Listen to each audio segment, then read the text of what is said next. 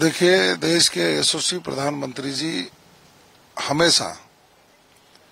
भारत की जनता के लिए क्या भला हो सकता है वो करने के लिए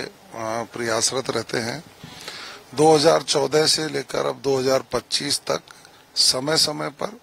भारत सरकार के द्वारा लोक कल्याण के लिए निर्णय लिए गए हैं, चाहे किसानों के हित में हो, चाहे बेरोजगारों के हित में हो, चाहे देश की संरक्षा सुरक्षा से संबंधित हो, चाहे महिला सम्मान की बात रही हो, चाहे गरीब उत्थान की बात रही हो।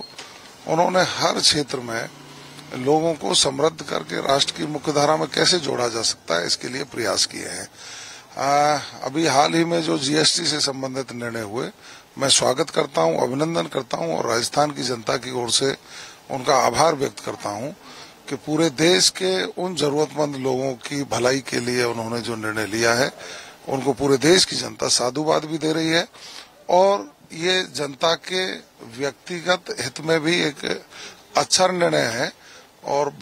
एक भारत श्रेष्ठ भारत बने जिसमें हर व्यक्ति समृद्ध हो, उसी परिकल्पना को आगे बढ़ा करके काम किया जा रहा है। स्वदेशी में भी निश्चित रूप से उन्होंने हमेशा आह्वान किया है, लोकल फॉर वोकल की बात की है, स्वदेशी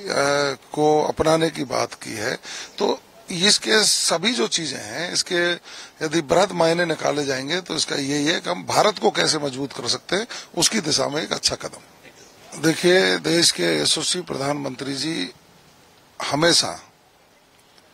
भारत की जनता के लिए क्या भला हो सकता है वो करने के लिए प्रयासरत रहते हैं। 2014 से लेकर अब 2025 तक समय समय पर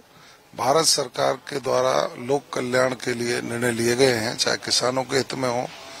चाहे बेरोजगारों के हित में हो, चाहे देश की संरक्षा सुरक्षा से संबंधित हो, चाहे महिला सम्मान की बात रही हो, चाहे गरीब उत्थान की बात रही हो। उन्होंने हर क्षेत्र में लोगों को समृद्ध करके राष्ट्र की मुख्यधारा में कैसे जोड़ा जा सकता है, इसके लिए प्रयास किए हैं। अभी हाल ही में जो जीएसटी से संबंधित निर्णय हुए, मैं स्वागत करता हूं, अभिनंदन करता हूं और राजस्थान की जनता की ओर से उनका आभार व्यक्त करता हूं कि पूरे देश के उन जरूरतमंद लोगों की भलाई के लिए उन्होंने जो निर्णय लिया है, उनको पूरे देश की जनता साधुवाद भी दे रही है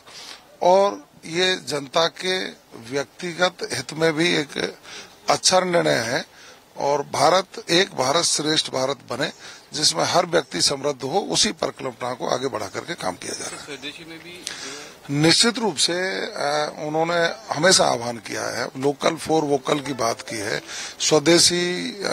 को अपनाने की बात की है। तो इसके सभी जो चीजें हैं, इसके